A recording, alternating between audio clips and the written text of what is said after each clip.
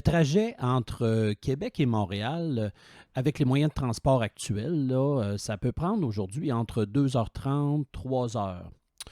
Mais la question, c'est comment ça prenait de temps il y a environ 170-180 ans, dans des conditions hivernales en plus? Ben, c'est le sujet que je vais aborder là, dans cette petite capsule historique. En fait, c'est en lisant un article qui s'appelle Fin des années 1840 de Montréal à Québec en hiver, qui se retrouve sur le blog historique de M. Daniel Laprès, qui s'appelle Glanure historique du Québec, que j'ai eu le goût, moi, de vous partager le vécu de M. Adolphe de Puybusque. C'est un intellectuel français qui a joué quand même un rôle très intéressant là, dans l'instruction publique. Méconnu à tort, je vous dirais il a publié plein d'éléments, dont des poèmes et tout ça. Et il a publié son voyage, son témoignage dans le journal d'instruction publique de Montréal en hiver 1862. Dans ça, il raconte ses 5 jours et demi de trajet improbable avec beaucoup, beaucoup de rebondissements entre Montréal et Québec, bien sûr, en plein hiver, entre les années 1847 et 1850. On ne connaît pas les dates exactes de ce trajet-là, mais c'est un trajet qu'il aurait fait là, avec sa femme. Un témoignage, disons, fort intéressant, puis ça mérite qu'on en parle. Au 17e siècle, on sait que Monseigneur de Laval pouvait faire en raquette le trajet complet de Montréal à Québec. Ça lui prenait, paraît-il, plusieurs semaines. À la fin des années 1840, comme le témoignage va nous l'apprendre, on a 5 jours et demi de voyage. Le coût, c'est quand même assez dispendieux parce que, oui, on a un coût de transport pour se faire transporter, c'est sûr. Il faut se nourrir, il faut s'arrêter dans des auberges pour la nuit. Puis ça, c'est pas donné. La plupart du temps, en été en tout cas, on peut utiliser les bateaux à vapeur, les steamboats, qui vont faire en l'espace d'un sommeil toute la route là, pour aller jusqu'au Cap Diamant.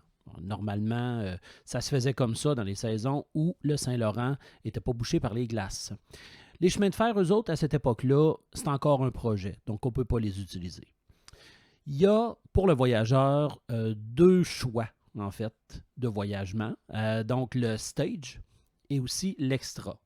Il y a beaucoup d'anglicisme à l'époque dans la manière de dire les choses.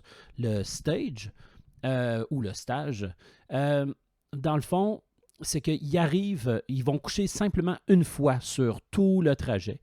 Et ils vont arriver à Québec à la fin du 2e jour ou au cours du 3e jour, selon bien sûr l'état de la route. Et à l'époque, ça coûtait 10 piastres.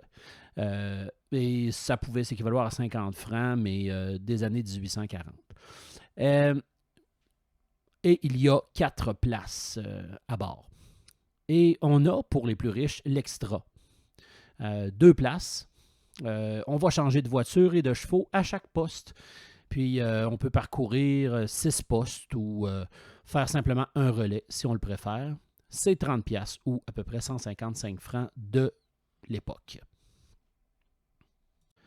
Adolphe de Puybusque nous relate qu'il y a 2 difficultés assez importantes qui précèdent tout départ au Canada en hiver. Il parle du premier défi qui est de s'habiller et le deuxième ensuite, c'est d'entrer carrément dans la voiture. Il faut couvrir toutes les parties vulnérables du corps. Il fallait être aidé pour ça de 2 personnes pour arriver à être bien dans la boîte du sleigh, c'est-à-dire du traîneau, qui n'a pas 3 pieds de large. Il fallait être soulevé, poussé et tiré, puis finalement enfoncé. Mais ça avait l'avantage de réchauffer le tout. Alors, lui, il relate tous les vêtements qu'il avait besoin. Et c'est assez particulier, là. Aujourd'hui, la technologie a beaucoup évolué. Alors, il parle qu'il devait avoir un casque de martre ouaté dans des oreilles à queue nouant sous le menton. Donc, premier vêtement. Ensuite, un voile de gaze verte pour préserver les yeux de l'éclat de la lumière de la neige. Une crémone ou une pèlerine de martre qui couvre les oreilles. La gorge, la poitrine, elle était vraiment protégée d'un cache-nez de mérino qui faisait 2 tours. Puis maintenant, la coiffure et les pièces du cou étaient étroitement fermées.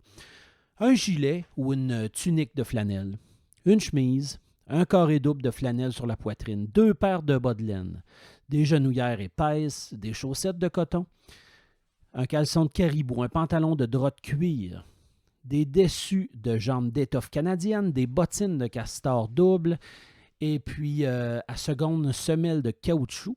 Après ça, un gilet droit en drap de cuir laine descendant jusqu'aux jambes, des manches ouatées, un paletot ouaté avec parement, un collet et revers de fourrure fine de castor, le collet se relevant puis enveloppant la tête presque en entier, puis finalement un par-dessus de buffle bien doublé et croisant du haut en bas avec un capuchon semblable. Puis des gants de laine élastique, puis des gantelets par-dessus en fourrure de minx. Alors, ça n'en fait du stock pour s'habiller. Mais ce qu'il faut dire, c'est que les traîneaux est entièrement ouverts, devant puis sur les côtés, puis ils ne se ferment qu'avec des rideaux de cuir assez mal ajustés.